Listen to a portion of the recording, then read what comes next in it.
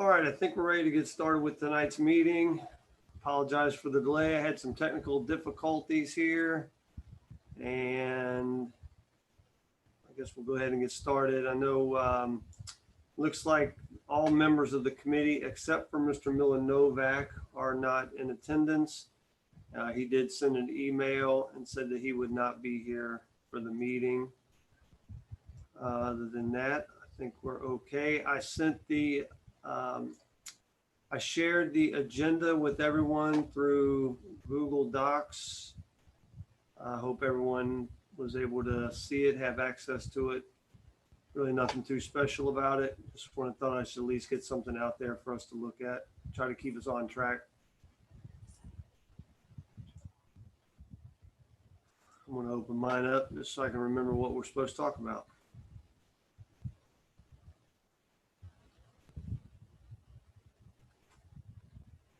I was not able to get I know it's been like a whole month and shame on me, but I was not able to get my minutes completed appropriately for all of us to review. So I'll try to get those back together or finish those and then have those ready for the next meeting.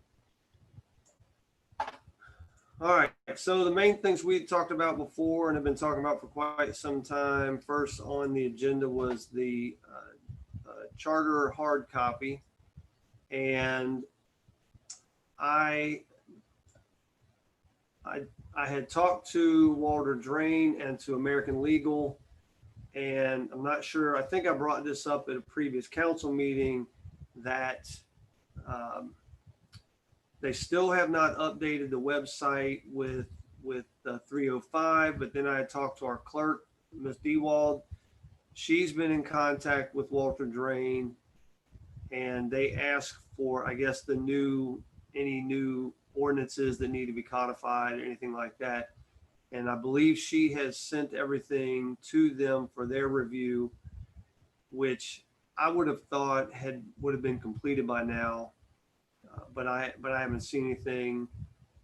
When I had talked to Walter Drain, I forget the person's name, I have to look at my notes, but they told me, they implied that they had all the information they needed to change the, not planning commission,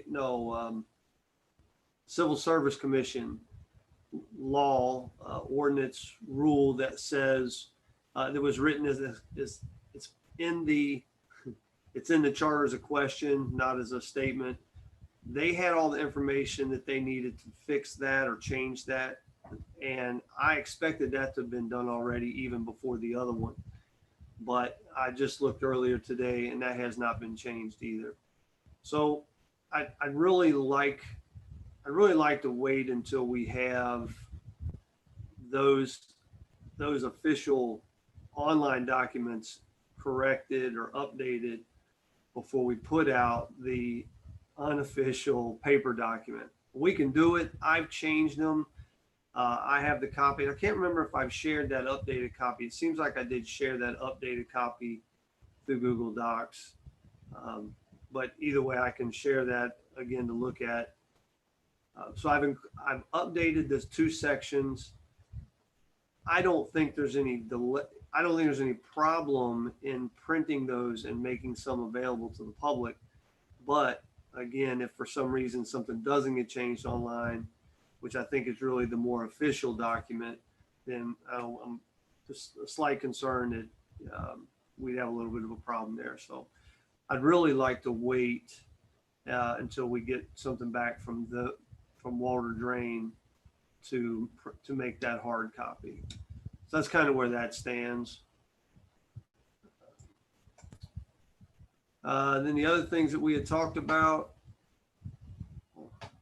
the wrong set of notes right there. We talked about the issue with the building official, the ordinance as it related to the building official. I haven't seen anything different about that. I really haven't considered the way I want to recommend moving forward. I know Ms. Zorb, you kind of implied that your interpretation, maybe we really don't need to change it. I know Mr. Mosby kind of had a similar feeling. And of course, Ms. Underwood stating that the obvious for us all, that you get, 5 lawyers trying to interpret that, will probably get 5 different responses. So, whether we really feel it's necessary to make that change or not, again, I have not put any more effort really into pushing that part of the agenda. So I don't know. Can you refresh my memory? Feels about that. Can you refresh my memory what that is? Because I don't even remember that. Yeah, that's the one. The building official is the one where the charter says council members, in theory, can't interfere. They can't recommend a person for employment, and they can't recommend that someone get fired or lose their job, whatever you want to say. But in the ordinance, let me see the number, probably 1131.02, that ordinance says that it's council's responsibility to appoint the building official. So how can, if the charter says, because the building official to some degree is an employee, although I think I asked, but I don't remember, do we know, is the building official on the staffing ordinance? Not that specific title, not that job title. Yeah. We have code enforcement and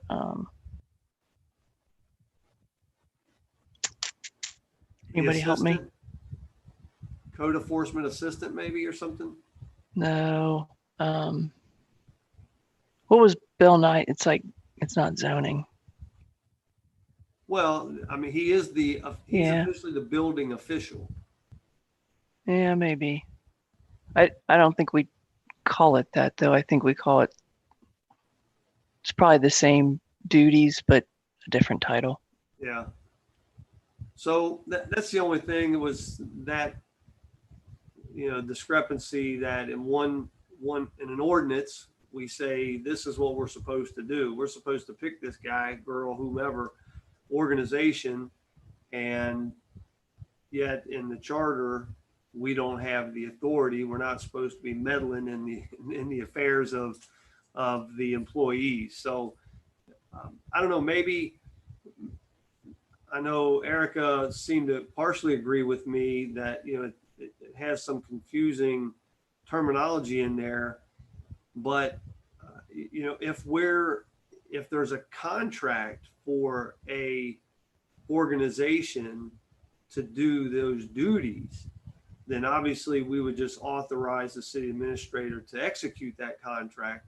And I don't, maybe I read too much into it. I guess that's kind of where, like I said, Mary Jo, you had kind of made some implication that you don't see us as being, we're approving the appointment. We're not making the appointment. So I kind of see that. And I think Ron kind of said the same thing. He kind of thought, well, maybe that was saying if they make an appointment, all we're doing is approving. But again, I think the ordinance says, or the charter says, that we can't even approve it or something. Again, I have to bring that up, but that's what that one was about.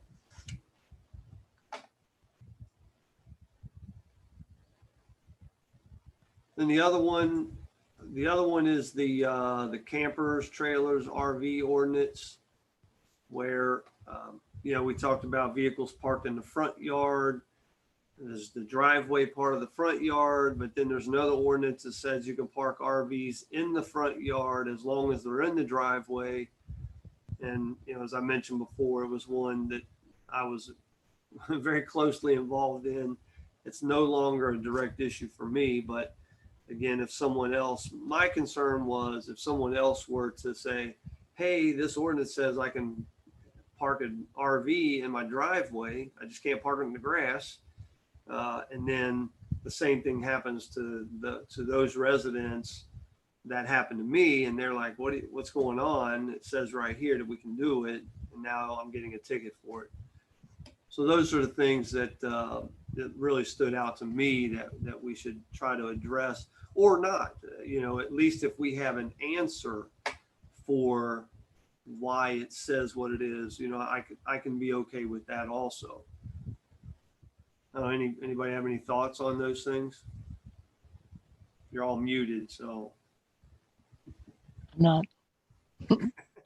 I imagine that it probably, it, probably would create some strong feelings if someone either had one who lived near me or I had one personally, but neither of those is the case. And, so I mean, I don't like the conflict. I think that is, that's a potential issue, but other than that.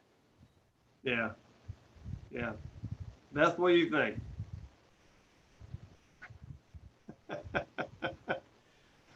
So what, I guess, I'm sorry, Beth, answer, my bad.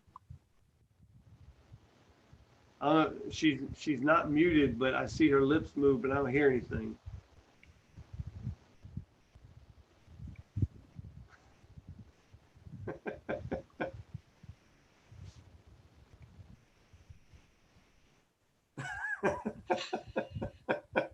I think that meant go on. Yeah. Is that what that meant? All right. So, I mean, how do we as a committee feel about the campers?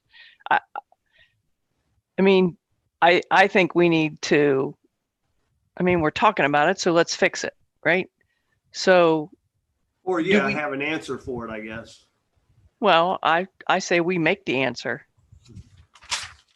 I mean, that's what we do, right? So, how do we, as a group, feel about campers, trailers, and RVs? I personally, this is my personal opinion, I don't want to see them in someone's front yard. Even in the driveway. But, well, I mean,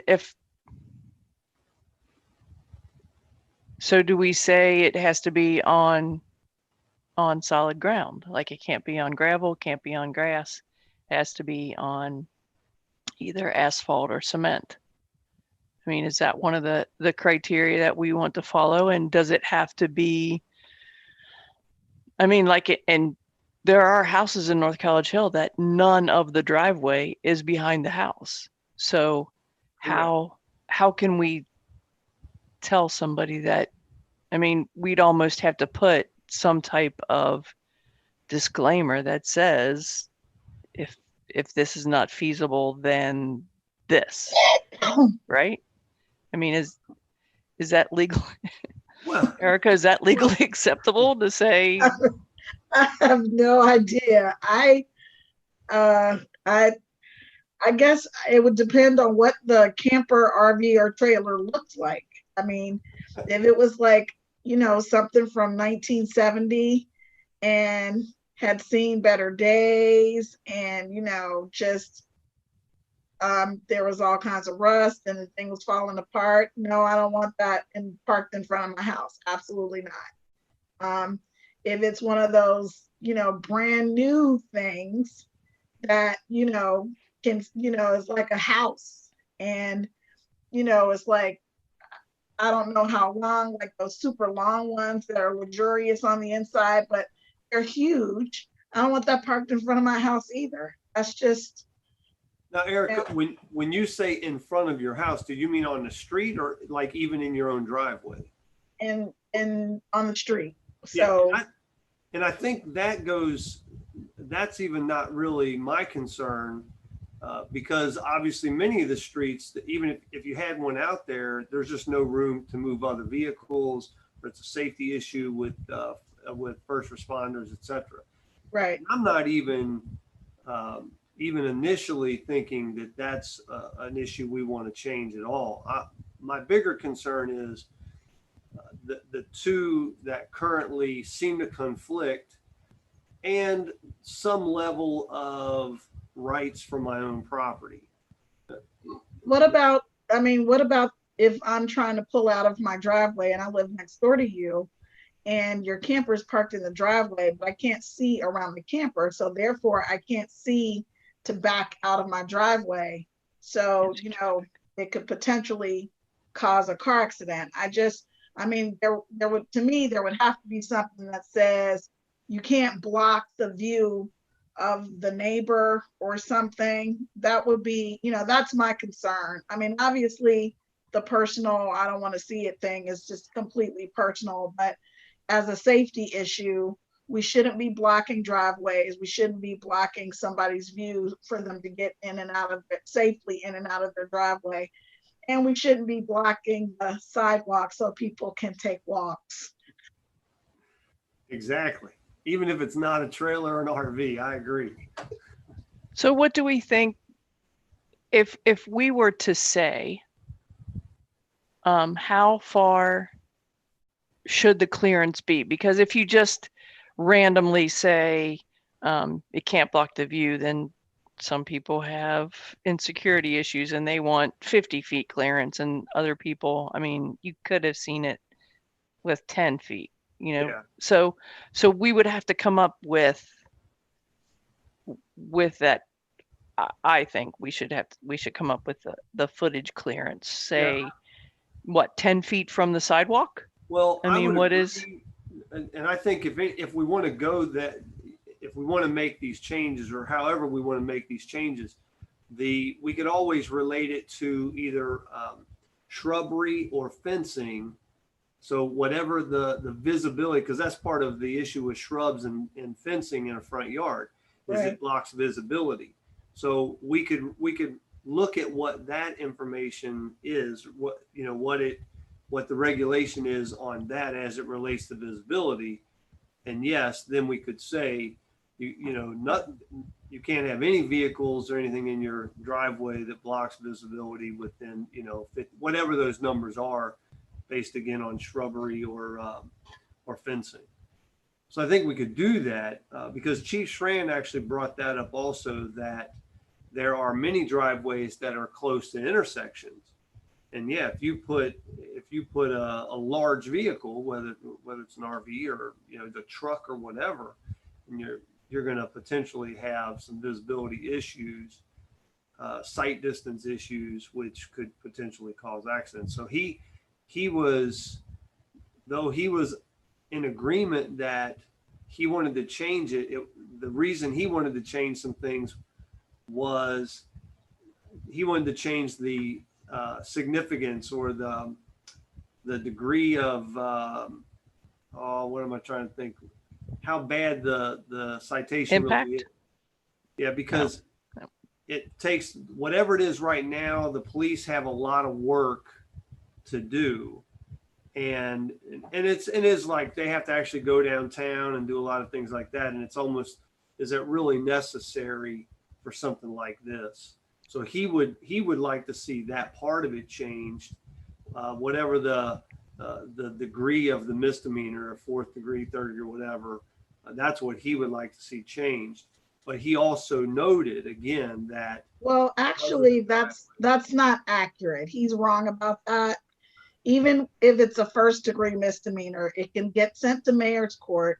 It only goes downtown if the citizen insists on a jury trial or insists on having the case heard by a judge, which is why I think, that goes back to why our law director should be the one handling mayor's court, because he could very easily resolve those issues, kind of work those issues out, because he understands like what the issue is and is not trying to deal with it in a vacuum. So I understand what the chief is saying, and I understand that maybe they get sent down currently because maybe somebody doesn't want to deal with it, but that's an issue that we can fix. If we send all of our cases to mayor's court and resolve them in mayor's court here, then the money comes here to us instead of going downtown to Hamilton County. So I think that that's what we really need to be trying to do, to just, as a practical standpoint, just as an income standpoint, yeah. Well, that was one of the things, and again, I don't remember the technical aspects of what he said, but I know that was something that he did. He was in favor of making a change, but not necessarily allowing them if they're going to cause other issues like the visibility or sight distance things with a big vehicle parked in a driveway. So Did he want his change to make it more severe or less severe? less.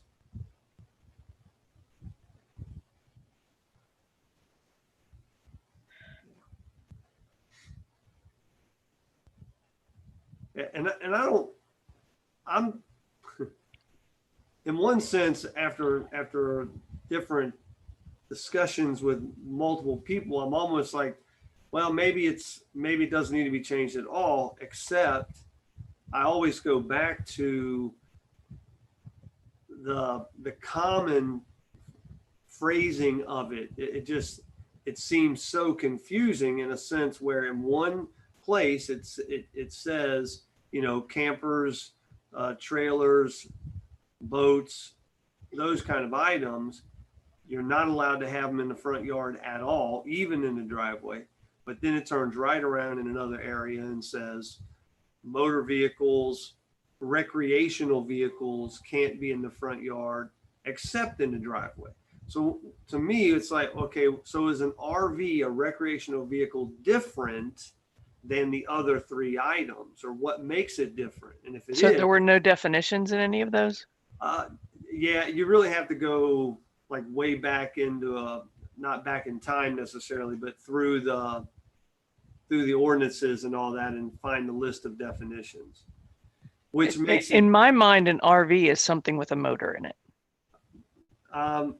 my thought was, because if you look at those other items, none of them can be driven on the street except like an RV, right? They can be driven on the street, right?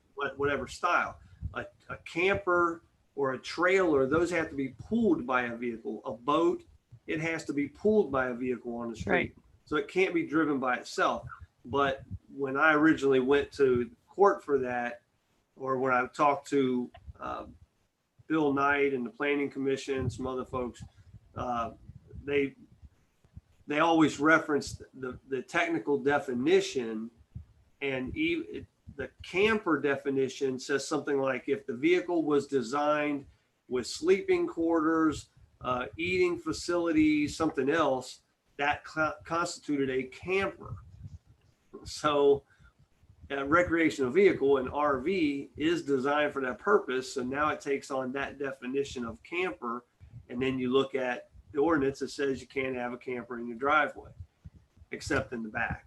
But so, and I guess, like I said, when you really have to drill down into all this and you look at the definition, then it makes it so, okay, well, if that's the definition, well, then they got me. And I guess I just can't have it. But Good again, thing you got rid of yours. When you compare the two actual ordinances, it's like, this doesn't even make sense. So I was blah, blah, blah a lot there, Mary Jo. I don't know what you said. I said, good thing you got rid of yours. Yeah, well, and it was, from my own personal taste, it was too big in my driveway. It fit in my driveway. It was no problem. And I could even put another car in my driveway without blocking the sidewalk or anything. I'm in the middle of the block, so I don't block visibility, anything like that. But sitting on my porch, that big thing sitting right there blocked my view of the neighborhood, and I didn't like it. So I was at that point, I was like, well, you know what? I'm getting a lot of hassle for this, and I really don't like it sitting here. And I ended up moving it and paying for a storage unit while I was in the process of deciding what I really wanted to do long term. So it does kind of bother me, though, that this is one of them cases where, again, I own my property and I can't have a drivable vehicle. Hey, what if this was my everyday driver, right? I mean, I don't have another car and I drive this thing to go down to Kroger. Then you would use a lot of gas. That's what. 8 miles to the gallon. And it was a long way home from Arizona. You barely built up speed before you had to stop for gas. Right. Every 2 hours, man. It was no good. Oh my God, that sounds brutal. Yeah, with a 6-month-old baby with an ear infection. Oh my gosh, yeah, no, nope. All right. So what do we want to do about this? Uh, Do we want to fix it? Well, the easy answer is nah, let it go. But I don't know if they're really doing much justice to any of this.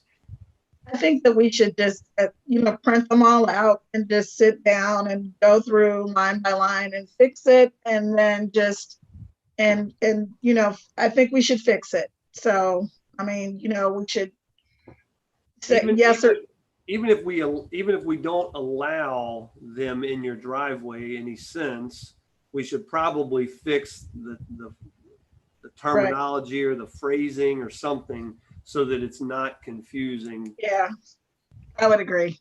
So that there are no confusion and no conflicts. Did you get that figured out? She's hiding in the shadows. Is it something on your device? Beth, you got to hold up notes like this.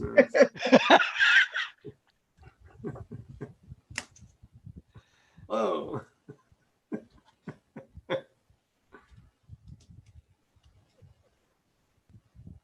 All right, well.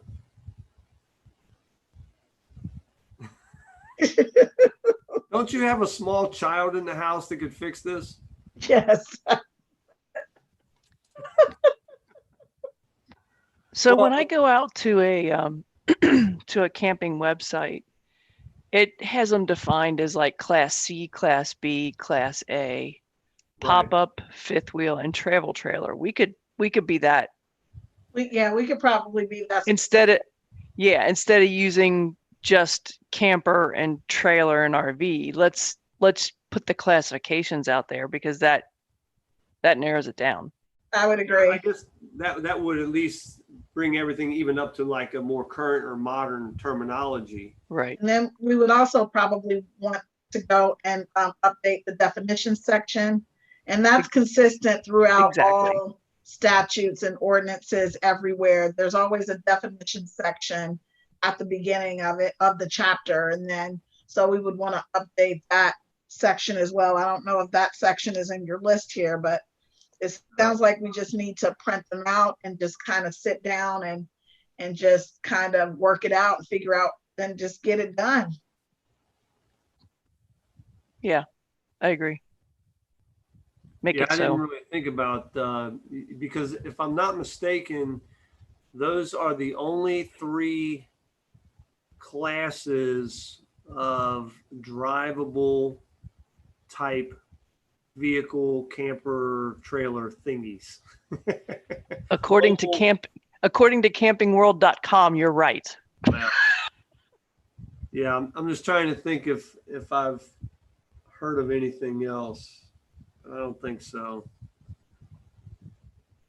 So we could specify the classification.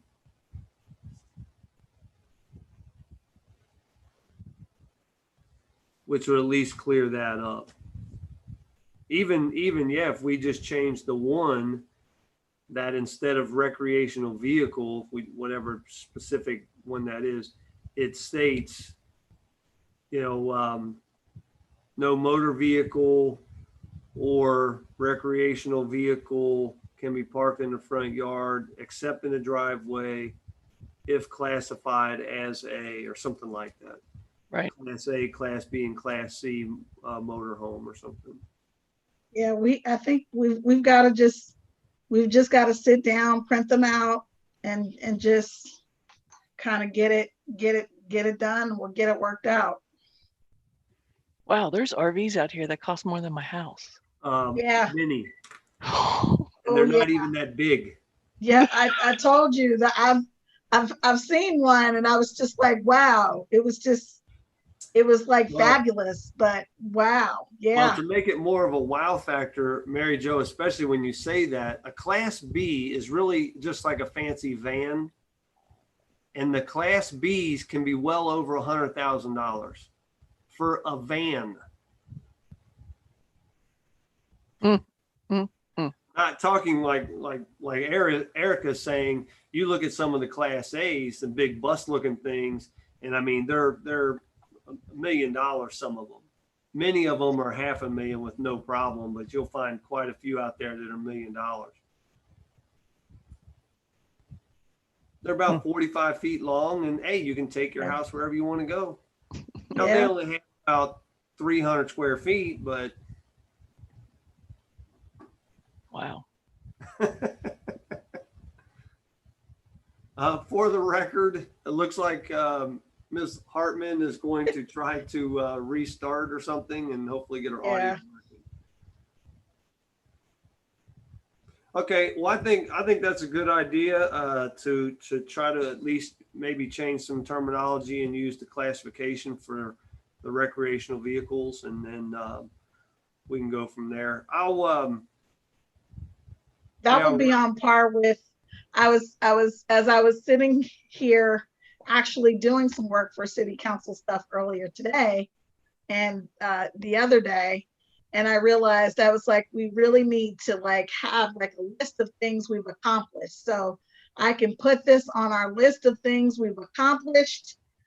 So I would love it if we would print that out and work that out so we can add that to our list, and we have this long list at the end of the year of things we've gotten done. Yay, I can hear you, Beth, I think. Can you hear me? Yeah. Yay! I was just like, I'm leaving and coming back and see if that helps.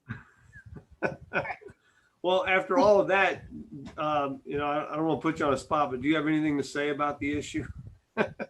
I just that in today's world, I think camping's becoming a big thing for families everywhere. And I don't want to make it difficult for people that if they were to like get a new camper and let's say they need to park it somewhere until they find a lot. So I think we need to be pretty lenient on like maybe a time frame, things like that. I don't know. Yeah, I would agree with that too, because I can't remember, but I'm pretty sure there is no time frame even when I take that back. I thought there was like you could do it like 2 days before you planned on leaving or something. I think the silly only like thing that. it really says, Mary Jo, Loading. is loading and unloading.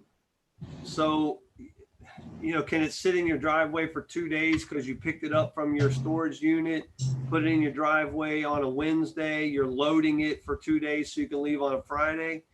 Probably what would really happen is, Thursday, your neighbor who doesn't like you is going to call the city hall and say, hey, they got their RV or their camper out here. And then you're going to leave the next day. Bill Knight's going to come out in a couple of days. It's not going to be there and nothing's going to happen. So in my case, I kept mine in the driveway, and I could see other people who may or may not.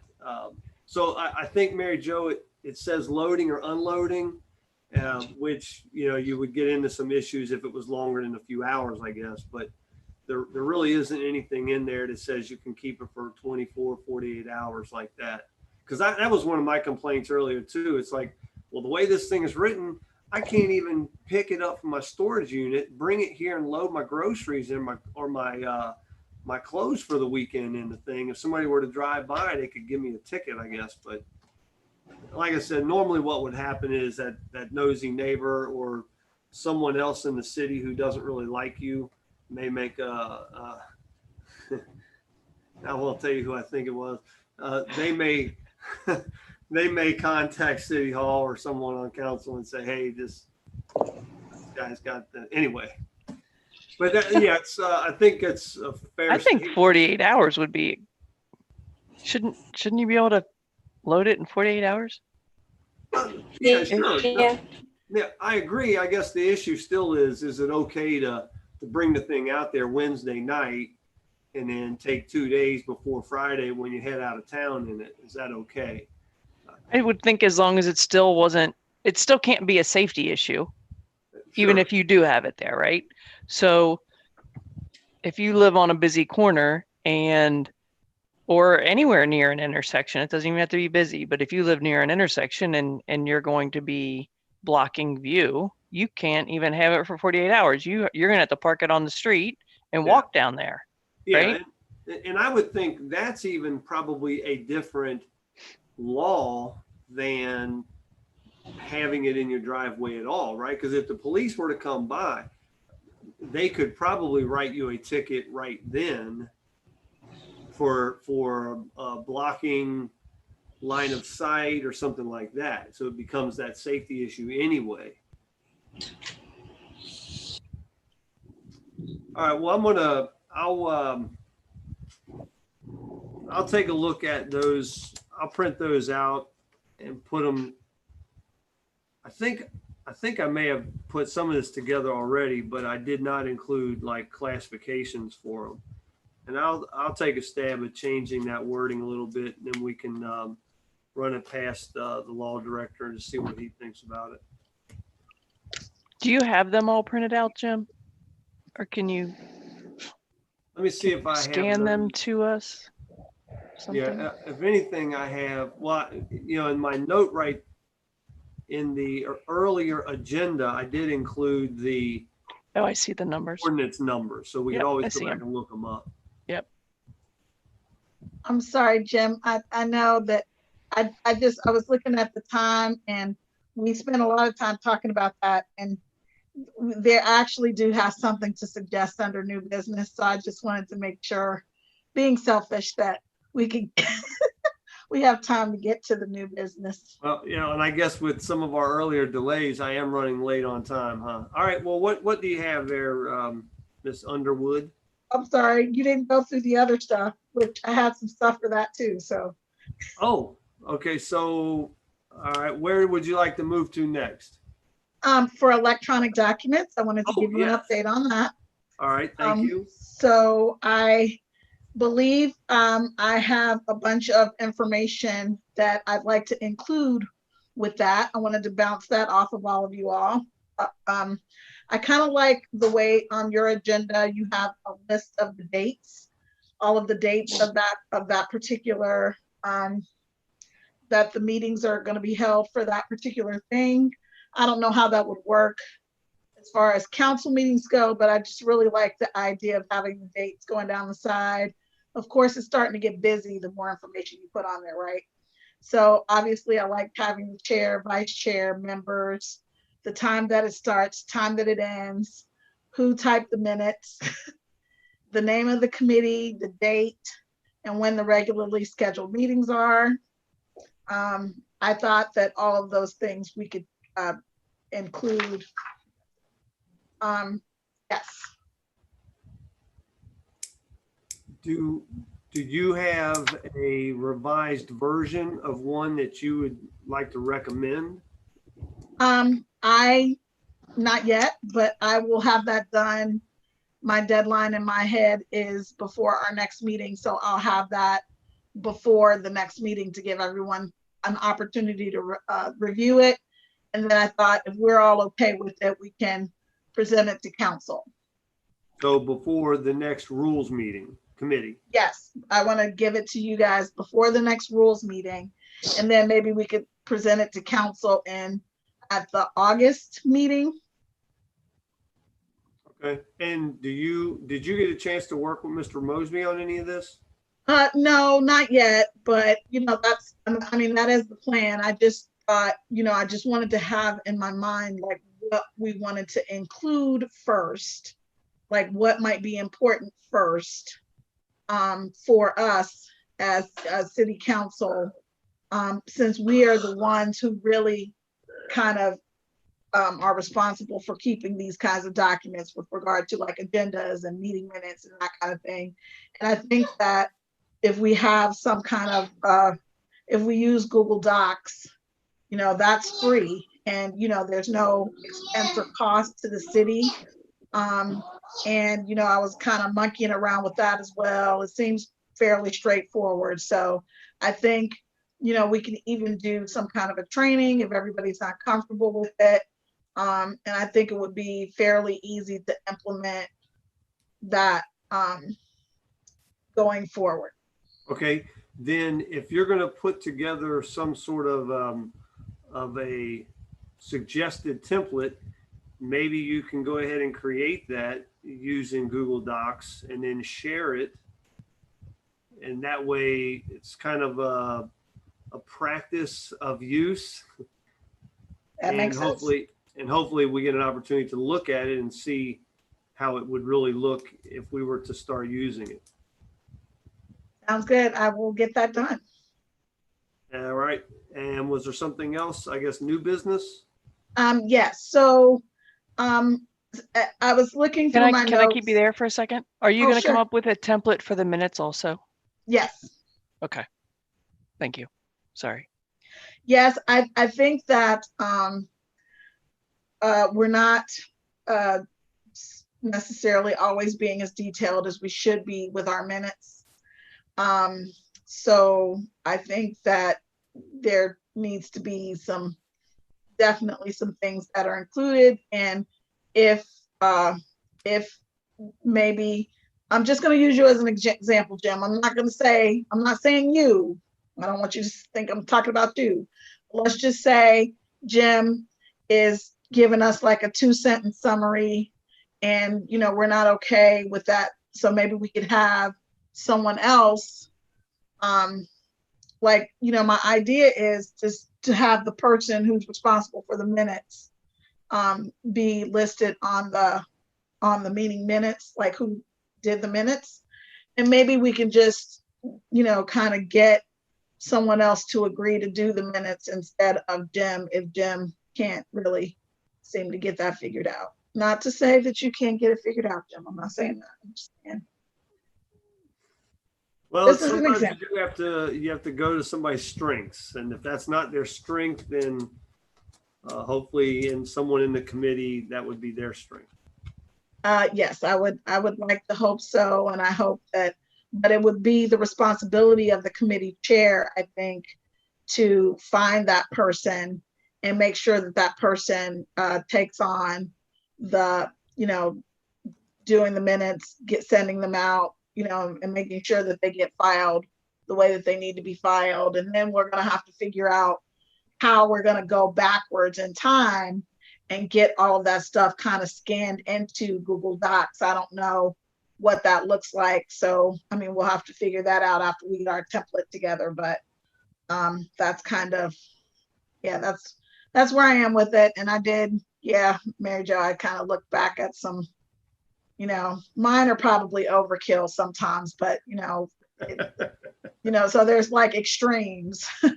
So it shouldn't I'm be in the overkill department too, right. because I am of the opinion that if 2 years from now somebody reads the minutes and we spent an hour discussing it, it shouldn't say and discussion ensued. Because Right. what in the world does that tell somebody? Hell, what does it tell them in a month from now, let alone a year from now? And how So do you have to kind of get an idea of what the gist of the discussion is, don't you? Isn't that actually, that's what part the of? law says. Yes. The The law says that you have to be able to read the meeting minutes and understand what occurred in the meeting. So it doesn't have to be a transcript, but it does have to give you a good, clear understanding of what happened and, like the who, what, when, where, and why kind of thing. Yeah. Now to Mary Jo's question, there are times when there is a lot of discussion. It really didn't amount to anything. It really had little to no bearing on the overall conversation or the overall meeting. Well, what you should, but what we can say is, instead of saying discussion ensued, you can say all members of council had input with regard to whether, the definitions of RV should be included, or whether loading and unloading should be included in the RV statute, whether, what conflicts existed between the various RV statutes, whether we should print them out and work on them, or whether we should just put them in Google Docs and work on them that way. There's ways that you can kind of still summarize even like a long, lengthy, wordy, discussion, so that somebody can read it and say, oh, okay, that's what they were talking about. And I think that that's what we're required to do by law. It shouldn't be discussed RV statute. It should be like, we kind of talked about, we talked about some different issues. I mean, we don't have to say Jim had an issue a few years ago with his nosy neighbor. We don't have to say that, but we should be, a little more detailed. You know what I mean? So Which is part of the reason why mine weren't ready for today's meeting. Yeah, Even though I yeah. have a month to do them. It's, with all of this other stuff that's going on, and working from home is all well and good, except that, you're sitting here doing work and then I've got to let me go check on what I'm cooking. Oh, the dishes need to be washed, and oh, the dog is barking. I'm hungry. I say that one a lot. And then I usually go get some bacon out of the refrigerator. Right. Yeah. I got to go cook something. Oh, now I'm too full. I need to take a nap. I mean, it's just time gets away from you really quickly if you're working from home like all of the time. Well, God love people who can do that like all the time. time is getting away from us now that you brought up earlier. So was there one last thing you wanted to bring up? Yes, Bill Dieters at some point mentioned that he wanted to be a part of maybe this committee. Does anybody remember him saying that, or was it just me, or is that him? Okay, I was like, is it in my twisted little head? Oh, at one point he said some meeting, and then he said maybe this meeting, and then Right, he didn't even know what meetings we had. right. He wasn't sure, but he did mention this committee as perhaps being a part of this committee. So I would like for us to think about, first of all, trying to negotiate with him to get his situation hammered out, and also like what it looks like if he's a part of this committee. So having said that, part of a committee, obviously we can send him an invite to all the meetings. It's just a matter of if he shows up and has input during the committee meeting. And again, I mean, I don't know what the contract is going to look like, or whether, whether we're going to end up just paying him by the hour. I don't think Ari was supposed to suggest that. I think that was a great idea, though. I don't know. I don't know what the situation is going to be, whether we'll do, whatever we do. But if he's a part of this committee, like a member, I just would like to know, like, think about what that would look like if we need him to even be a part of the committee, or if, that's not something we want, or whatever. Okay. I wrote that down. I'll add that to the minutes. I promise. Okay. Anything else for the Rules and Public Policy Committee for tonight? What are we doing with the rules? Are we going to work on those at some point? Rules of health? Sure. They've been on the list for a while. They're under unfinished business because they still need to be tweaked, changed, or not. I mean, there's definitely some things in there that is not correct. I know, I think our meeting start time is still, our council meeting start time is listed as 7:30 in the rules. But, so there's some real obvious things like that need to be changed. And maybe it makes sense to change the obvious ones. Maybe we do incremental changes instead of doing a sweeping overhaul and say, okay, here's the old, here's the new, let's vote on the new, and that's the end of it. Maybe we look at it and be like, hey, this says 7:30 and we know the meeting starts at 7. Does everyone agree that we change it? Somebody makes a motion in the council meeting, and then we go ahead and change the official document. And at least that's one change that's done. And we just continue to do that with the real obvious issues. And then anyone at any one time would be like, hey, this really doesn't make sense. Should we change that? And we do it more incrementally than as opposed to one big change, one big sweeping change. Okay. Can I make a suggestion then? Yes. Mr. O'Shea, since you know about the time thing, maybe you could suggest that at the July 6th meeting, but then maybe for homework. Homework. I know, we all get homework. I mean, that's part of what we do. We get paid for it. This much. I saw your head pop up. Oops. We get paid this much We for do it. get paid. But maybe It's a we all, labor of love, Mary Jo. it is, I know, Labor I of know. love. I know. It has to I know. be. So maybe we just take one chapter and we all look at is I'm assuming I haven't even looked at it. Is it chapter based? I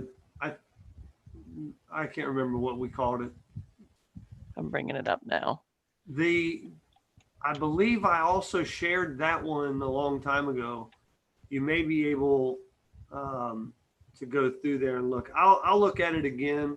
Well, to be honest, the front page says adopted for the years 2018 and 2019. Yes, but if you remember at the beginning of the year, we did make a motion to continue the use of the currently approved ones. Did we? Yes. No, I don't remember that, but I believe you. Oh, wait a minute. You wouldn't remember because you wasn't there. I would see. I'll cut That's you a little okay. I slack. don't remember either, which Oh, I should. I'm sorry. that's all right. Yeah, so we did make, because that was an issue, we did make a motion to continue the use until addressed or changed by council or something like that. There is something on the books that officially says we're still using it. But you're right. We should probably, as be one of the things, take the date off of it and just always reference the current approved copy or something like that. I'll make sure that, because It looks like there's 11 chapters. okay, I scanned the one that Matt Miller Novak originally officially approved somehow there at the last date. I put it on there. And then I transposed all that to an actual Google Docs Word document that could easily be edited and reviewed. So I'll make sure that gets shared with everyone again, so that you'll be able to view it and make comments. Obviously, we can't officially discuss it through electronic means, but at least we would have the comments and then we could discuss those comments during this meeting. And I would agree. Maybe we start out by doing those incremental changes, like, hey, for goodness sakes, this says we start at 7:30 and we all know it's 7. I moved it. We changed the rules of council to state 7 instead of 7:30. Everybody says yes. I go in and make the change, and that copy's fixed. So Sounds good. do we all think, and I know this is your meeting, Jim, sorry, but do we all think that we could peruse chapter 1 by the time we meet again? That's a month away. I would hope so. I hope I know. can get my minutes done by then too. We can peruse chapter 1. All right. So we have chapter 1 homework. Chapter Let me 1. make sure that everyone has access to that one shared copy, and then, because I Yeah, already have notes. It's only like 4 or 5 pages. My goodness, we can handle it. I already have comments in there, so you'll be able to see my comments. Okay. All right, if there's nothing else that we really need to talk about tonight, we're running a little behind and we want to go ahead and let safety get moving. So anything else to say for rules and public policy? But you will share that, so we'll see that notice? Is that what you're saying? Okay. Sure will. I will look for All that. right. Thank you. We'll call this meeting adjourned. All right. Thanks.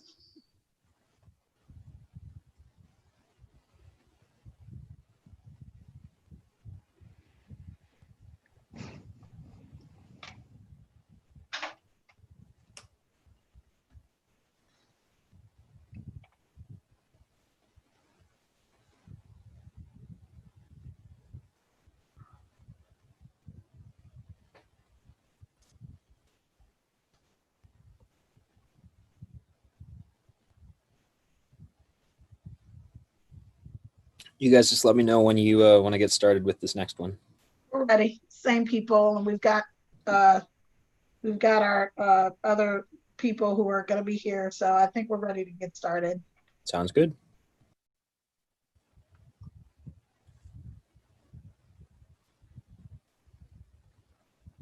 Hello. and welcome to our public safety meeting. Let's see.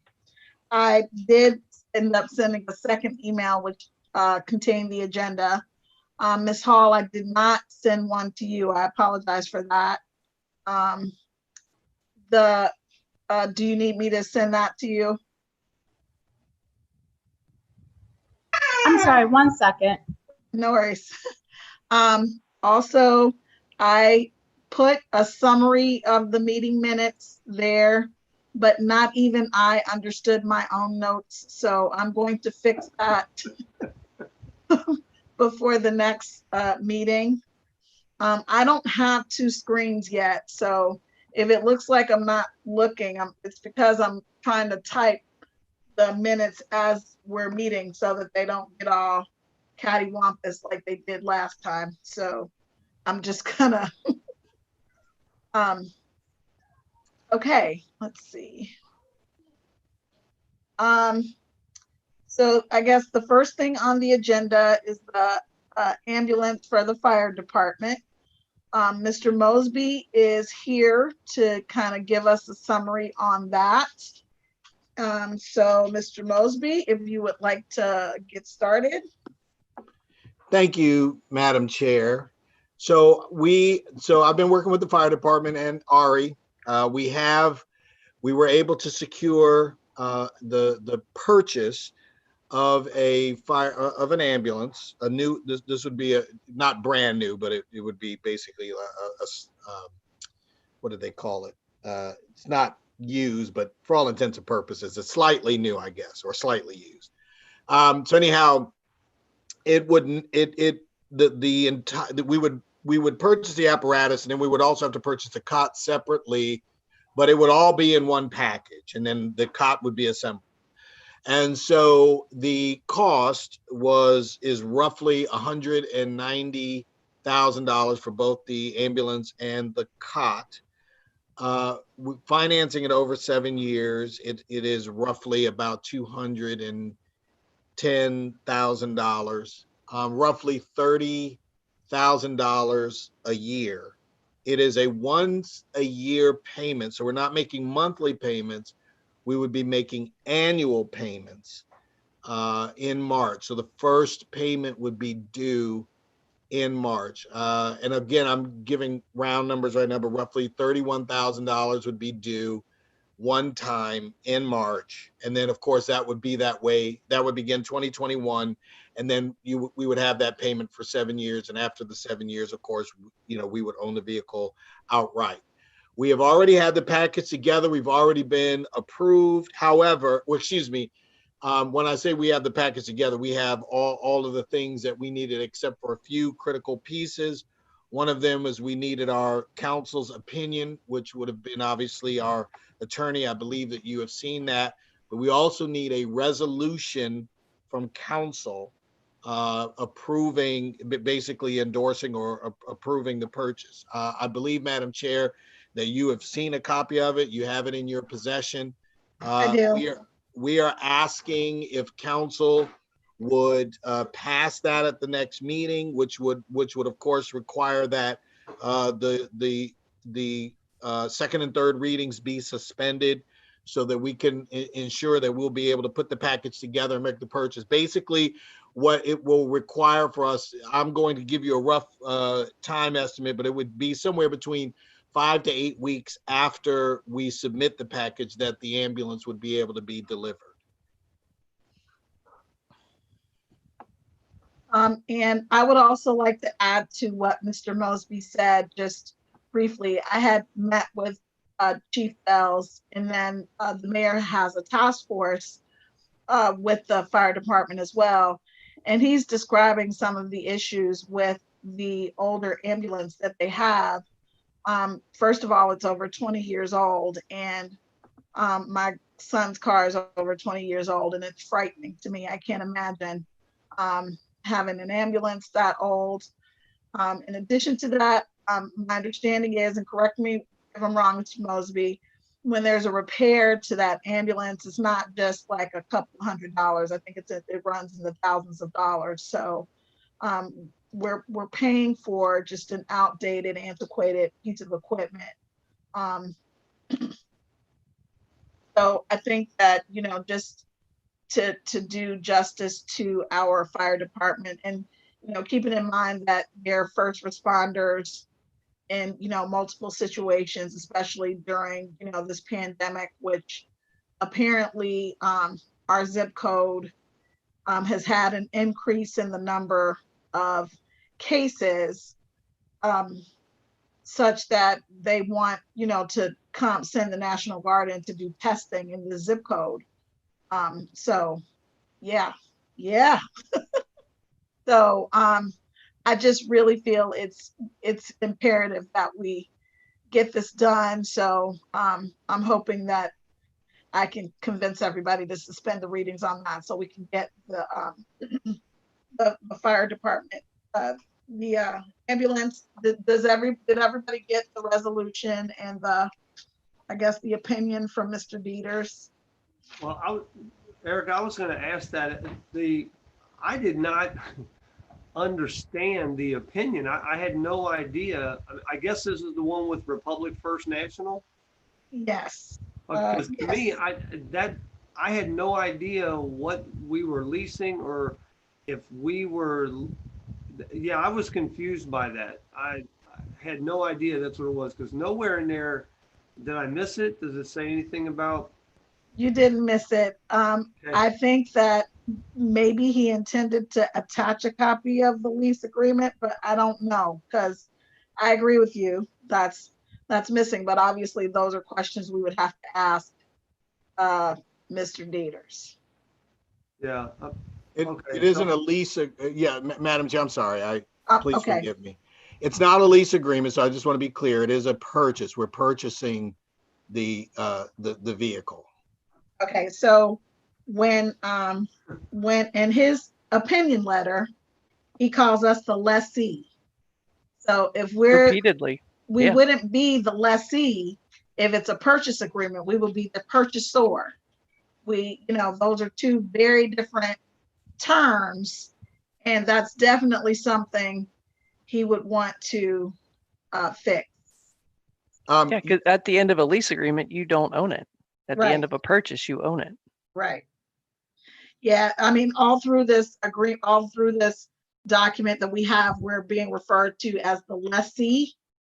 And if we're not really a lessee, then we should probably be called the purchaser.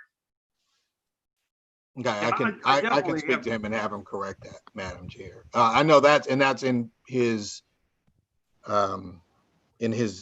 opinion, or yeah, in the opinion letter that he wrote, and I believe that basically happened because they basically what they do is they have a template that they send out, and basically they ask each organization to complete that template, and that's part of the package. But I can talk to him to have it changed.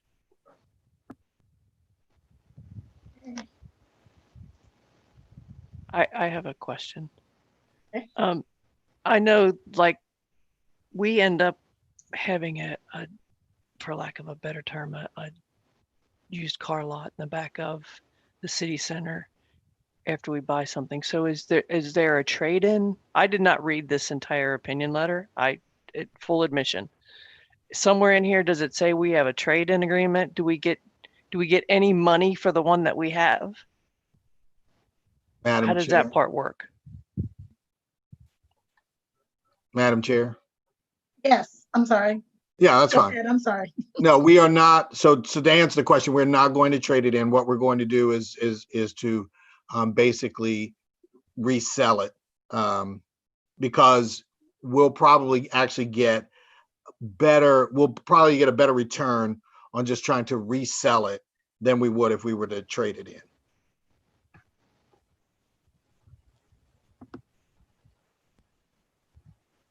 Maybe I could turn it into an RV.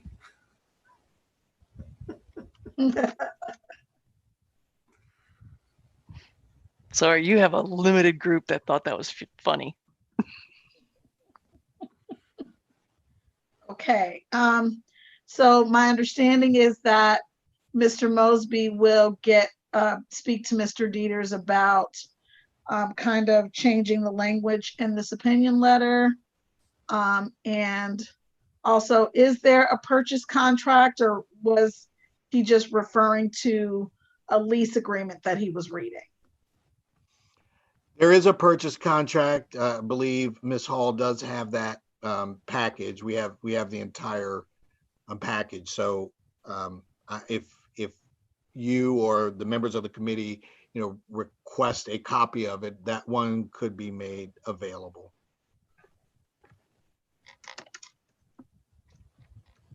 Ms. Hall, can I ask you a question? Yes. I am absolutely not super familiar with this process, but I seem to recall when we bought something else, and I'm struggling to figure it out. But at one point we had to do something with a bond counsel. What is that not needed here? Am I confusing different topics? So what's happening here is we are making payments over time. We're going to make 7 payments over 7 years. I'm sorry. Fine. It's So, that work from home struggle that we talked about earlier. Yes, 1 payment a year to pay for the ambulance and the power cut. And at the end of that term, we will own that equipment. So there won't be any issuance of any bonds with this agreement. So we're not really getting a loan, or? We are financing the vehicle by paying the company, and I can't remember the name of the company that it is, but we're paying them, a fixed amount of money over 7 years apparently. And that'll pay for the whole package of the ambulance and the power cut instead of us paying out of our pocket for the power cut. I'm so sorry. So what I can do is I can give you all a copy of the entire package so you can read through it, just so you have a better understanding of what's happening. It's not like we're going through a bank per se to get a loan and pay for it. We're paying for it through, I believe it's the parent company, and I'm of the I guess the manufacturer. Okay. Ms. Zorb, did that answer your question? Yes, because I didn't really know what I was asking. So yes. I'm admitting I don't know. I don't know what I'm asking. I Madam understood Chair. what you were asking. So Okay. Madam Chair. yes. Yeah, I hopefully, Ms. Zorb, I think I understand what you're asking too. And as Ari said, we're not asking, for example, for a bond, as if basically that's kind of what we did when we had the roof repaired. That is not what we're doing here. She said Republic is actually financing the purchase for us. So they are basically paying the money to the retailer, and then of course we're paying Republic back the money over 7 years. So we've had a long history with Republic. We've purchased from them before. Obviously our credit is good right now because obviously we don't really have a lot of debt. So they are the ones who are basically, if you will, front the money to pay for it, and then we will pay them back in annual installments. What is Republic's fee for doing that for us? I'm sure they're not doing that to goodness of their heart. Yeah, I believe the interest rate, and Ari, you can remind me, but it's under 3%. I know that.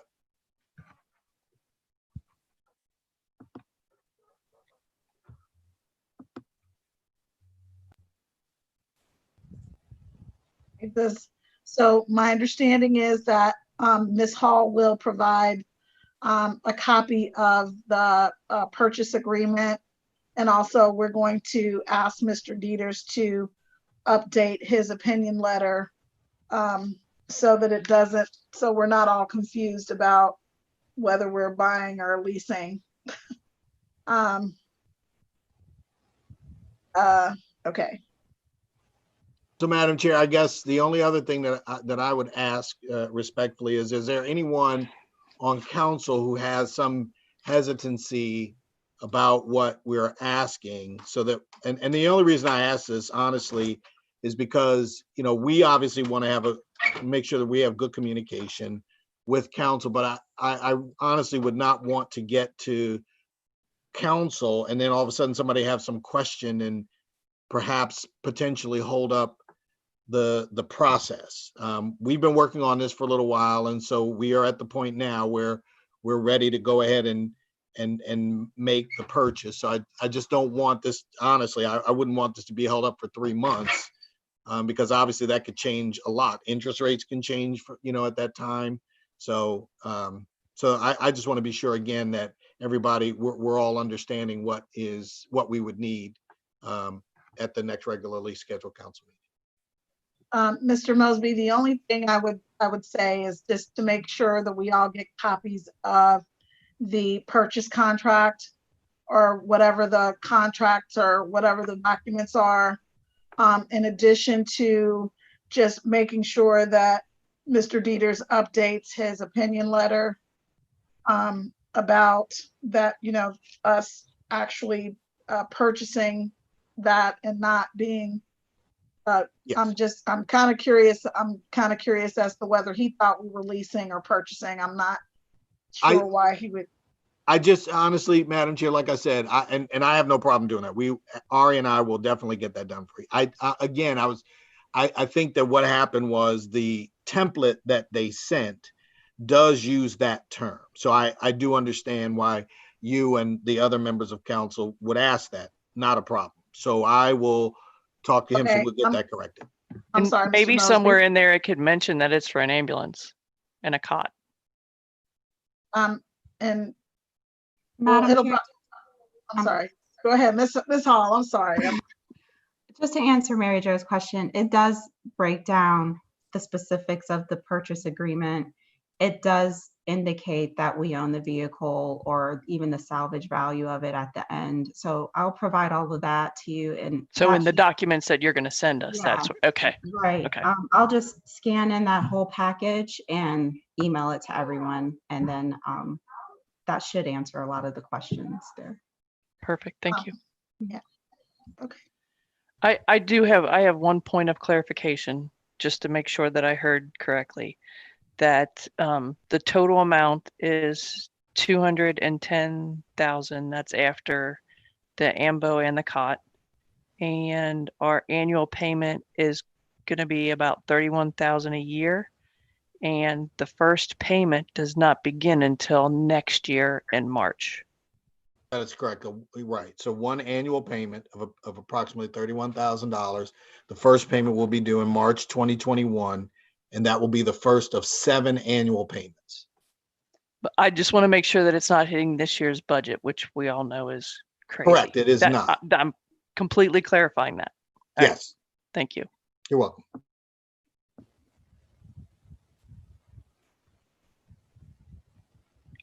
I have no other questions. Did you have another question? I have no other questions. Oh, okay. I mumbled. My bad.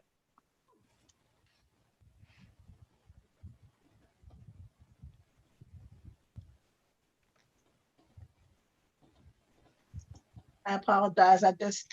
My last meeting minutes were just completely cattywampus. So I just want to make sure that they're accurate this time.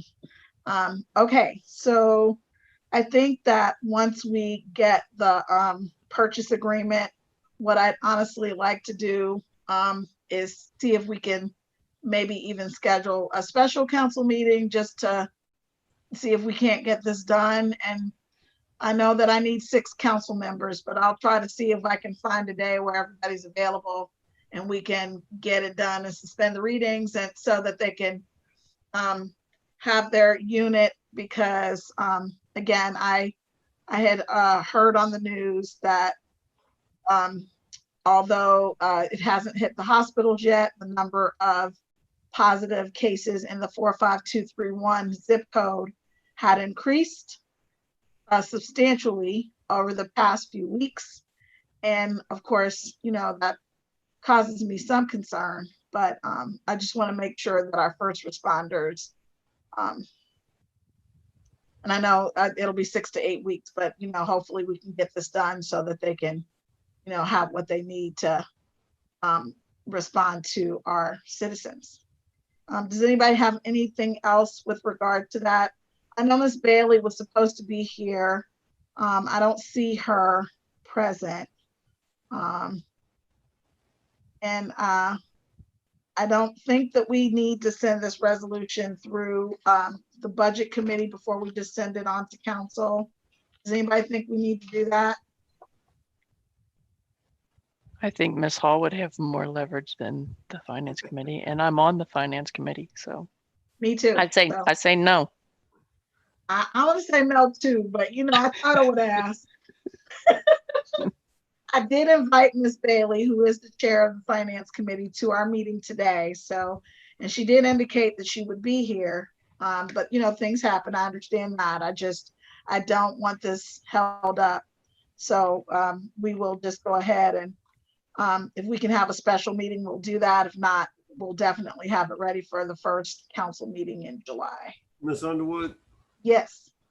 One thing I noticed, if we're talking about moving this particular resolution to council floor, I would think we would want to make it an emergency. And so we would obviously need to make some changes to the resolution as it's written. Okay, Whether we want to do that, now before we take it to the floor, or let it happen on the floor, it doesn't really matter to me. It just seems like it needs to be done if we're going to do an emergency resolution. I thought there was something about when there was money. If we just submit it to council, or if we just send it to the floor and suspend the second and third readings, doesn't that, explain to me, I'm not understanding. Madam Chair, can I? Yes. Okay, thank you. So I do want to, first of all, I do want to thank you and council. So if I could just bring a couple of points out to clarify. So I did speak with Ms. Bailey, who is the chair of the finance committee, and she and I agreed that the best thing to do would be to bring it to your committee, because her committee isn't going to meet until after the next regularly scheduled meeting of council. So that was the purpose for bringing it here. So to your point, yes, it would be able to go directly to council for a vote. That's number one. Number two, you are correct. So there is a distinction between a resolution and an ordinance. So an ordinance, as you all know, obviously, if an ordinance is passed, technically it's supposed to wait 30 days before it goes into effect. However, if it's an ordinance and it's an emergency, it can go into effect immediately. The distinction, though, here is that it is a resolution, and so a resolution is not an actual ordinance. So it is not part of our codified ordinances, and it's not considered law. So to your point, it would really be effective the moment that it is passed by council.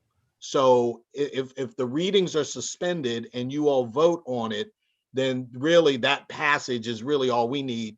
And then we would just put that with the package and be able to send it off. I don't have the warm and fuzzies about that. I'm just being honest.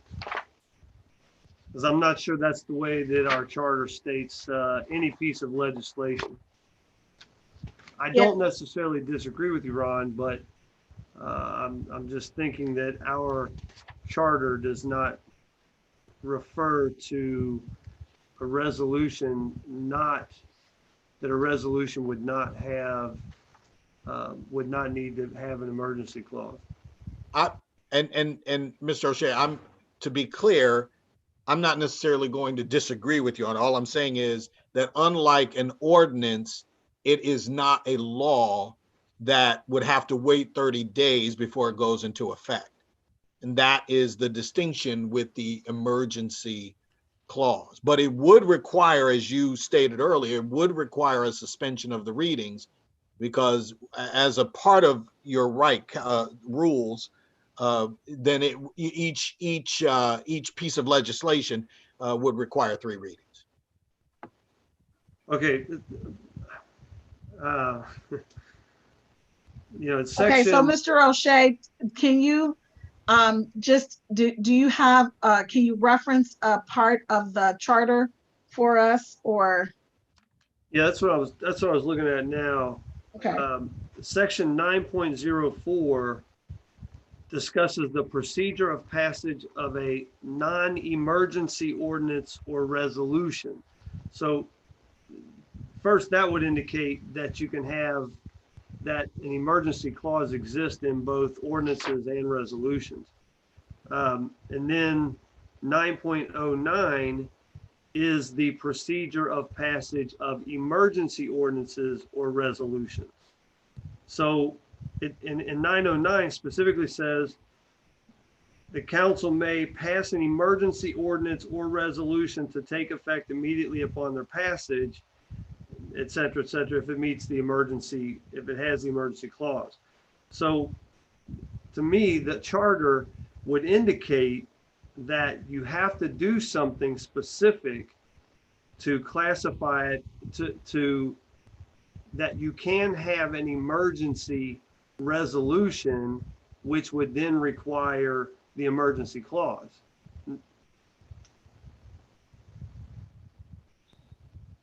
I don't think it hurts anything just to add the emergency language in there. So I'm certainly willing to do that, or, if Mr. Dieters already has this in a digital format, obviously he can just do that. I don't think it hurts anything to add the emergency language to make it effective immediately. Does anybody else have an opinion about that? I don't know if historically we've ever had an emergency clause in a resolution. I honestly don't know that. I'd have to go back and check, but I'm just going by what our charter does state in section 9.09.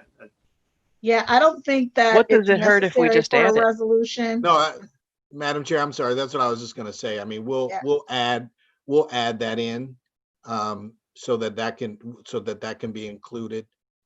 That would give me the warm and fuzzies. Okay, well, I want Mr. O'Shea, we certainly want you to feel warm and fuzzy.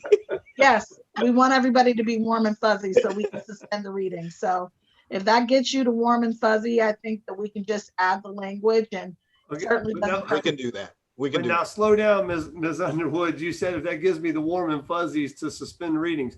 That one, as most of you know, is definitely an issue for me.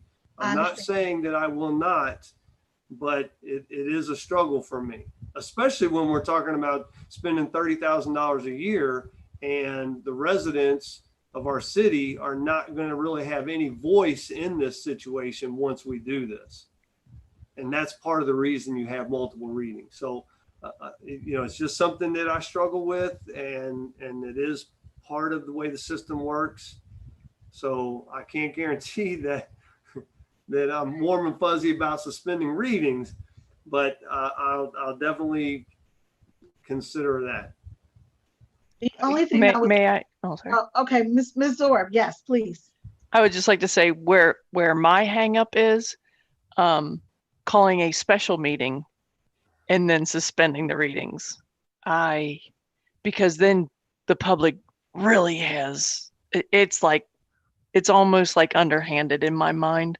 So I am fairly certain that I would not have the warm fuzzies about that. How does that sound?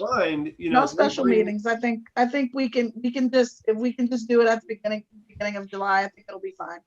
Yeah, I mean, I would feel better about getting this to the meeting in July and then trying to run it through.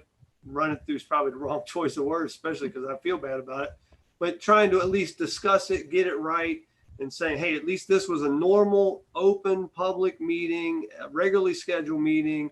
This came up, and we really feel it's necessary to get this done right away for the safety of our citizens, et cetera. And we need to suspend the readings. I would feel better about that, like Ms. Zorb is saying, than to all of a sudden call a special meeting when less people are familiar with the date and then try to run it through that way. So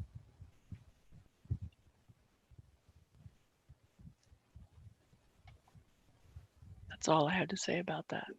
Okay, Being that's a forced. good point.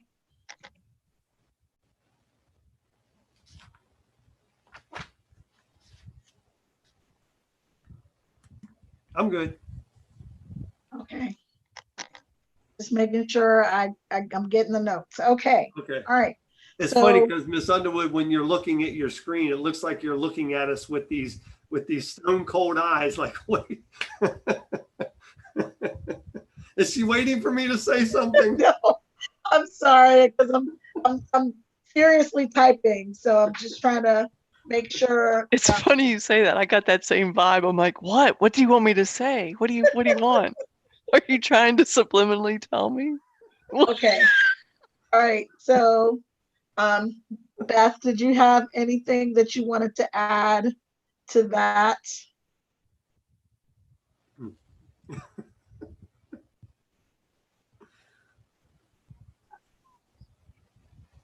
It all sounds good to me. Okay. You better say something. Dang it. I agree about no special meeting on it, though. I agree about that.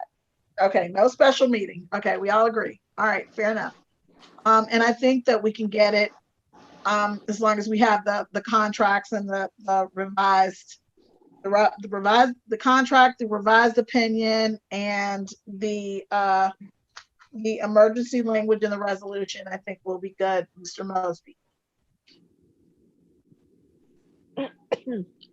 Just to be clear about it, it would need to be to the clerk by the 2nd of July to make it to the agenda. Madam Chair, Yes. yeah, I actually don't have a problem with that. And actually what would help is Ari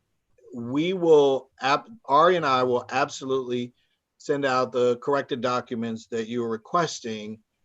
If there are any other concerns from members of this committee, I would certainly appreciate it if you would then, share them so we can make sure that all of the documents are corrected to your liking so that we can get it passed. Because as Mr. O'Shea said, and honestly, this is, to us, this is very important.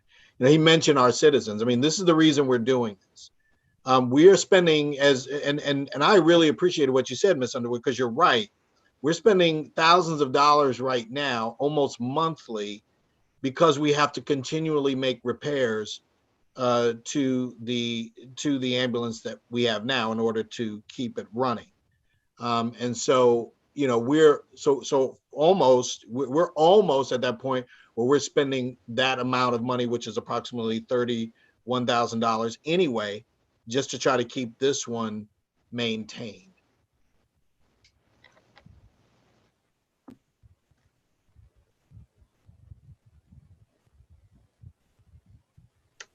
Let's stop talking bad about it because we're going to try to sell it.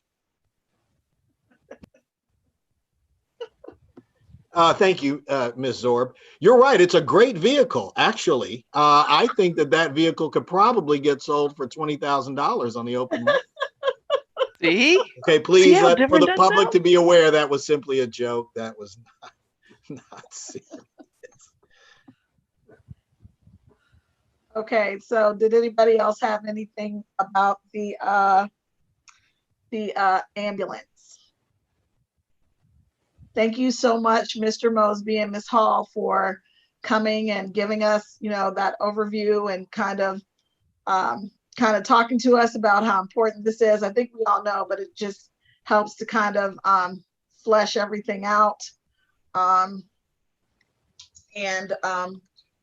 hopefully we can get that to our fire department as quickly as we can.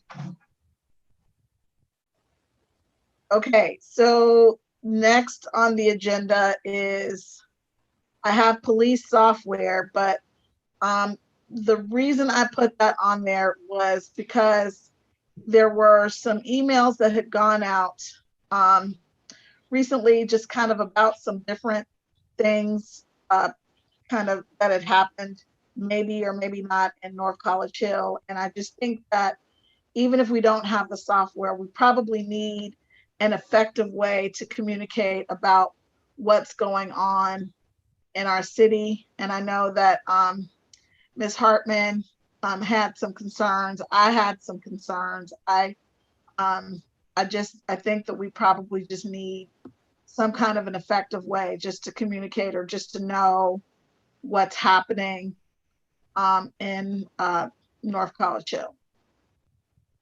Madam Chair. Yes. So I have obviously been talking to Chief Schrand.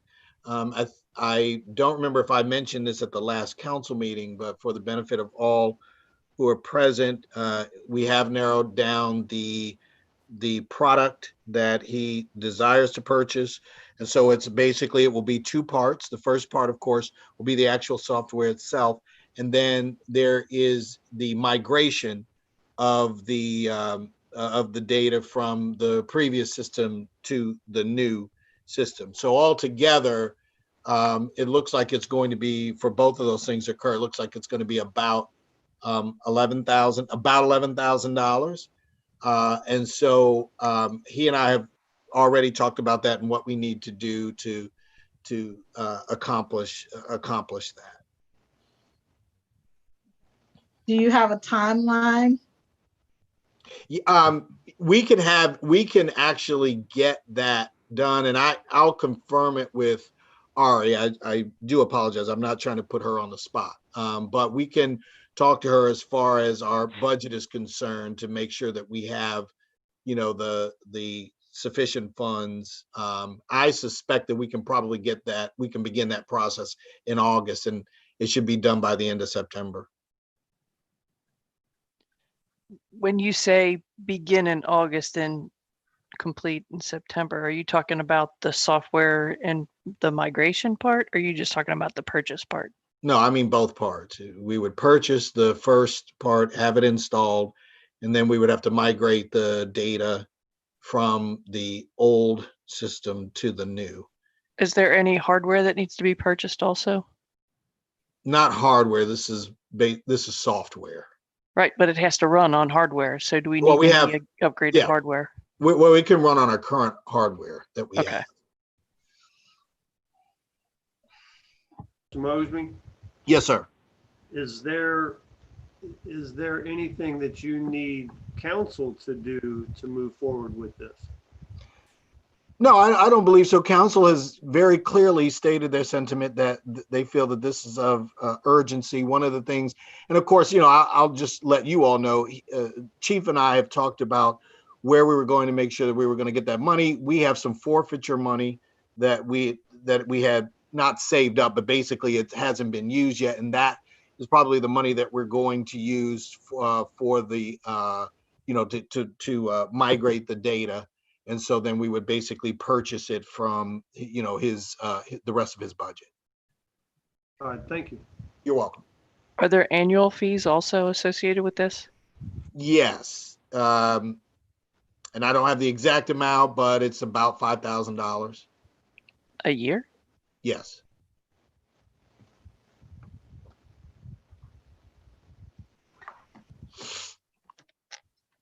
This is going to be a silly question. What do we get for $5,000 a year?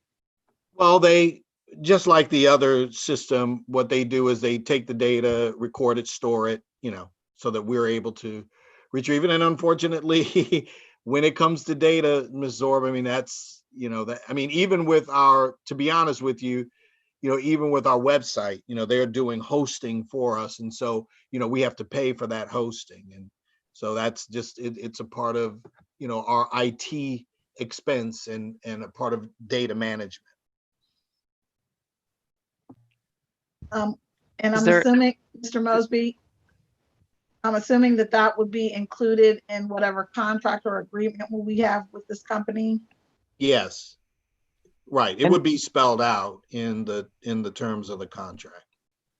And did you guys discuss with them, like, what happens if their servers fail, if they have backups in place, or so that we don't run into what we ran into before? I have not personally. However, back in February, I spoke with our legal counsel, Mr. Dieters, as well as Chief Schran. And so, but I can get an updated, basically like affirmation to just be sure that if that happens, because obviously, clearly, we were not expecting, for the previous company to go out of business the way that they did. But we will make sure that if there is something that happens to our data, that we would have a way to be able to retrieve it, or we would be able to be compensated for it in the event that that we lose it. Speaking of compensation, I thought Mr. Miller Novak was going to talk directly to Mr. Dieters about compensation from the previous vendor. Did that happen? Does anybody know?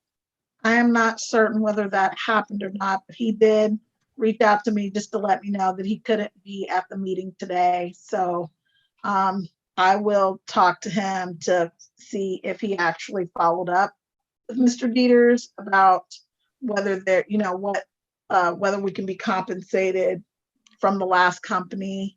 I didn't think that they had gone completely out of business. I thought that they had just stopped providing the service of for to law enforcement agencies. Is that not correct, Mr. Mosby?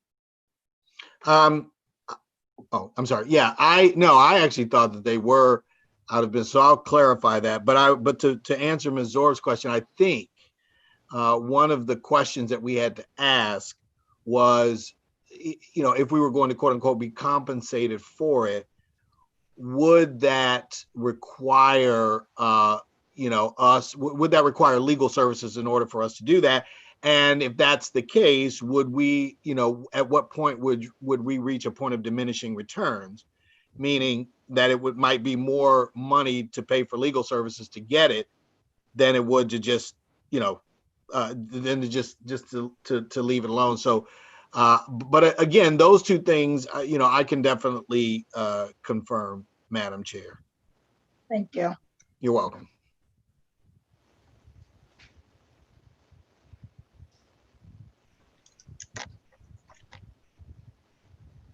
Does anybody else have anything else about just under the police software? I had, just the effective way to communicate with law enforcement and also maybe city administration with regard to things that are happening in the city, like emergencies. I don't want to go into any specific details, but just if anyone has any ideas or suggestions or anything about that.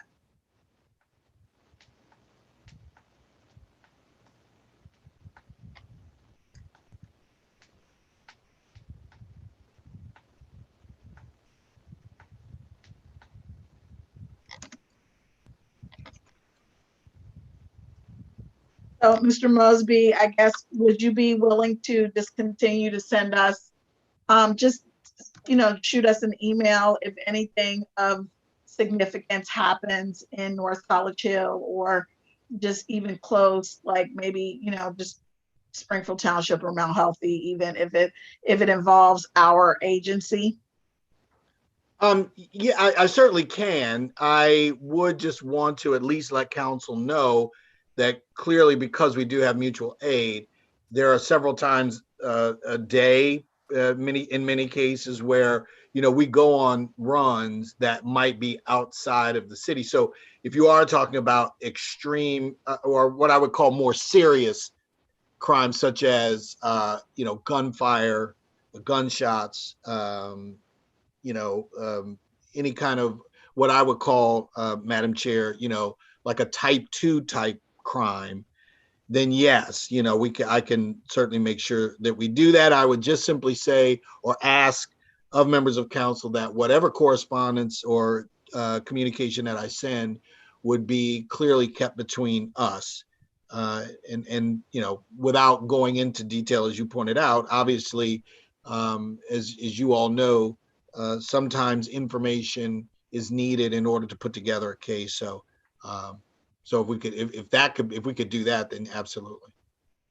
I certainly don't have an issue with that. I think that if we just know what's happening even if, just for information sake, I certainly appreciate all of the emails that you sent so far. And if you would continue to do that so that I just know what's happening, that would be great.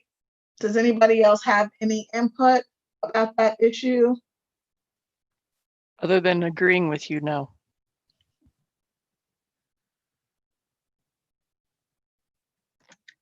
So Mr. Mosby, you will send us, just kind of keep us updated on what's going on, Yes, I can do that. at least until we get the software. Oh, well, yes. Right. But I mean, to answer your question, yes, sometimes, if I could explain one thing though, there was an incident that did happen recently, and it explains if sometimes there might be information that I do not have. And I think there an explanation would be in order here. As you all know, I mean, I can forward the information to you as I get it. But I mean, if we can just be honest, you all know how social media works. Something happens and somebody happens to be out and they hear or see something, and immediately they get on social media and they start posting. Right. And as you all know, it doesn't take that long for that kind of information to spread. If I'm going to give you information, right, I would absolutely want the information to be as accurate as I can give it to you, which would mean then that in some cases that is going to take longer than what social media is doing. So the only thing I would ask in that case is just to understand that, I can't control social media. I can't stop somebody from putting something out, even if it's inaccurate information. And my concern would be that you all get accurate information if it's going to come from me. So that would be the only piece of consideration that I would ask from the members of council. I understand that, and I agree. I would certainly prefer to get the accurate information rather than just kind of a knee-jerk reaction to something posted on social media. I agree with that. Does anyone else have any input? I completely agree with that. That's why I take most of what's on social media with a grain of salt and kind of. Although I did hear that there was a shooting, like, I don't know, 2 houses down from me, and I heard that on social media before I heard it through the city, and that was alarming because I was driving through there at right around that time. So, yeah, there's that.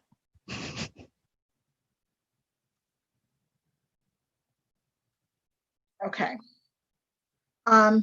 So before we move on to the next issue, we're just moving right along here. Does anyone else have anything about the police software issue or the effective communication about emergencies issue? Okay, so I wanted to provide you all with an update about the mayor's task force. I actually missed the meeting. So I don't really, I believe that Ms. Hall was there. I don't know what happened, and I plan to kind of get that information at the next meeting. So when I get that information at the next meeting, I will provide that to all of you after the next meeting. I apologize for that. I just had too many things going on at the same time, and so I just inadvertently missed that meeting. Madam Chair. Yes. Fortunately, I was there, so you don't yep. have to worry about not having information. I can provide that for you. So you are correct. It was the second meeting that was held. It was a very good meeting. If I could take a moment to just, if I could brag on Ms. Hall, because she did a wonderful job as far as explaining the finances, how the revenues are raised and how they are used. And as I was looking at the faces of the members of the task force, I could see that they were understanding, how the finances are accounted for as far as the fire department is concerned. Now, there were no recommendations or anything. It was just to be clear, it was just an explanation of where the funds come from, where the revenues come from, and how they are dispersed. So in other words, she made the distinction between the monies in the general fund and the monies in the restricted, the tax levy. And again, she did an excellent job in doing so. They left obviously with the idea that the next meeting is going to be, I believe, this Thursday. And I do think that they will be beginning to I think there was some homework, excuse me, I apologize, that was assigned by the chief, because also Mr. Graver was unable to be there as well. But everybody else was there, and it looks like it's progressing along nicely. Thank you very much for that. May I ask what the homework was? Because Erica still needs to do hers. Thank you. Well, Ms. Orr. I don't know that she would have any because she wasn't there. I don't think at the time, but I have to be honest. I don't have the note paper, Ms. Zorb, right in front of me. But I think a couple of the things that obviously they're going to be looking at is, what, like, for example, at this particular point, they're starting to say, what would the ideal fire department look like for our city, which is a very important question, because as you all know, currently right now, all we have is 3 full-time firefighters. And so everyone else is a part-time firefighter. Many of those part-time firefighters have full-time jobs as firefighters in other departments. And so where we obviously are vulnerable is if for some reason they're pulled away to their main fire station because of some other kind of emergency and they cannot be here, which would then cause us to rely upon the mutual aid of surrounding fire departments, Colerain Township, Springfield Township, and Mount Healthy. And so they're going to be looking at and trying to figure out what's going to be the right staffing. And this is not going to be for just this meeting, but I'm saying this is moving forward. What is going to be the right staffing? In essence, what's going to be the right millage, to ask of the citizens. If I may take a little bit of liberty, though, I would say that at least right now, I would honestly say that the fire department, I believe, has shown that they are clearly good stewards, because as of the last levy that they asked for, they did state that with that levy, they would be able to hire three at a minimum 3 full-time firefighters, which is what we do have right now. So fortunately, we're able to at least have 1 full-time firefighter on, each day. But ultimately, again, especially with and Ms. Zorba, I apologize because I didn't mention this, but but Chief Fells, had announced or stated that Mount Healthy, of course, is going to be on the ballot. They're looking at a 12.5 mil, I think it's 12.5 mil levy.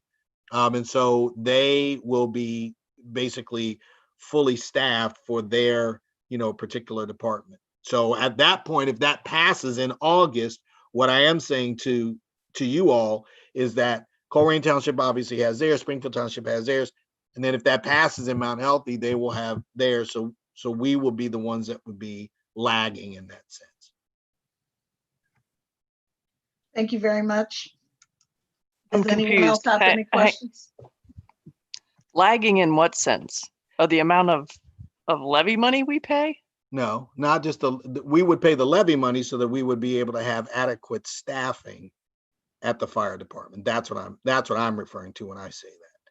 So I'm not, this is not I'm not looking at it as a quote unquote, a levy game. I'm saying right now we are able to staff 1 full-time person at the fire department, each day, because obviously it's a right. But the part-time people, they still work effectively, right? You're just saying that not because necessarily like this past weekend, if we have a situation where, either somebody is called away at their full-time job, or, a part-timer calls off or is sick and somebody will not be able to fill that role, then it has to go empty. And so if we do not have sufficient staffing, then we're in the position where we need mutual aid. Obviously, I shouldn't say obviously, I apologize. When we go out on a call, depending on what kind of call it is, there would be a minimum number of people that we would have to have. So, in the I event understand that all that. there were, 2 calls that went out simultaneously, we wouldn't be able to staff ourselves. I mean, but we can't staff according to worst case scenario either. I mean, because we'd all be broke, right? I don't think we're looking at worst All right. case scenario. I'm saying Okay. though, right now, if you think about what we're doing right now, we're at a minimum staffing. We're basically, when you include the full-time and part-time personnel, we're basically looking right now on average that we're staffing with 4 people a day. So when I say 4, I mean, between all the part-timers and then the 1 full-timer, that it would be, for 24 hours, the ideal is for us to staff with 4 people.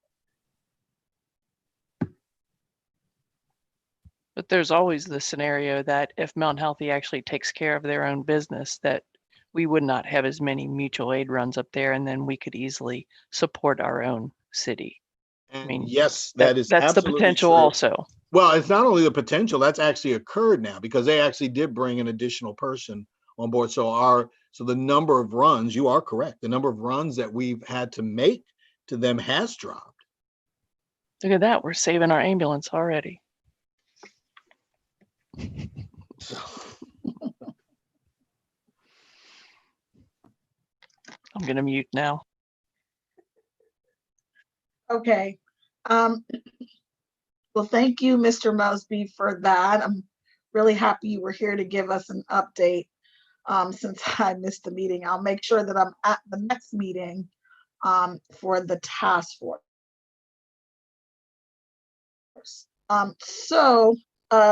Also on the agenda, it's 8:30, so I don't really want to go over by too much because I am mindful of our time. We do need to kind of figure out what we want to do as far as maybe safety procedures for council meetings and what our start date would look like for in-person meetings. But as far as that is concerned, I guess we can kind of talk about that on another day. And I don't have anything else. I'm just, because we're at the end of our time. Does anybody have anything that they have a burning desire to discuss? It's not a burning desire, but I'll just throw something out there. Yes. That as far as item number 5, I did a little homework of my own. Yay. And I did talk to ICRC regarding if we did come back into council chambers and did they need to do anything from their side, like camera movement or anything like that. And so he showed me a couple screenshots, and I think we'll be all right even if we do spread out. At least I have a general idea of where the cameras would hit and where we could sit if we so chose. Okay, so it sounds like maybe you and I, or we need to kind of go and figure out where the chairs would need to be, and then just kind of maybe put an X on the floor or something like that to make sure everyone can be seen and heard, and we're all being safe and social distancing appropriately. Madam Chair. Yes. So I know I don't want to belabor your meeting, but we have had, for example, we did have a CIC meeting in the council chamber. So many of the chairs have been removed in order to respect social distancing. So you're not going to have as many people that will be able to come in. We didn't move the council chair, so that would be something that if you all did have some kind of a preference about that, that would have to be something that would be taken into consideration. But I will tell you that yes, we do. We have someone who is coming in to clean and to disinfect. I just wanted to let you all. I wanted to make you all aware of that. So that will happen as well before the next meeting. Thank you very much. Okay. Does anybody have anything else? Any other issues, comments, concerns? Okay, well then we'll call